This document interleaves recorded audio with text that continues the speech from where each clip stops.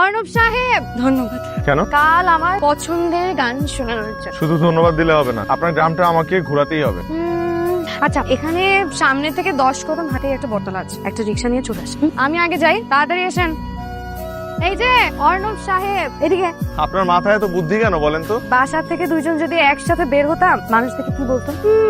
বলতো যে ছোট বোনে টিচারের সাথে প্রেম করি। আমার তো ঘোরা দিয়ে কাজ, ঘুরতে পারলেই হয়। হ্যাঁ সেটাই, প্রেম করলে না হয় একটা রিট নিতে পারতাম, কিন্তু আমরা তো ফ্রেন্ড। আপনি প্রেম করেননি কখনো? না, আজ পর্যন্ত কোনো ছেলে আমাকে পটাতেই পারে নাই। তাই কখনো করিনি। এই বট গাছটার কাহিনী কি বলেন তো? কত বছর আগে? আরে এই বট গাছে তো অনেক হিস্ট্রি আছে জানেন। এই বট গাছটাতে তো অনেক ভূত আছে, এই জন্য সন্ধ্যার পর এই দিক থেকে কেউ যাওয়া আসা করে না। একবার কি হয়েছে জানেন, এক ছেলে এই বট গাছের নিচ থেকে যাওয়ার সময় পেতনি কান্নার আওয়াজ শুনছিল। আপনি ছিলেন নাকি সেই পেতনিটা?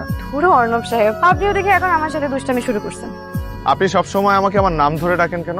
অর্ণব নামটা আমার খুব প্রিয়, তাই নাম ধরে ডাকতে খুব ভালো লাগে। कैसे दिल को समझा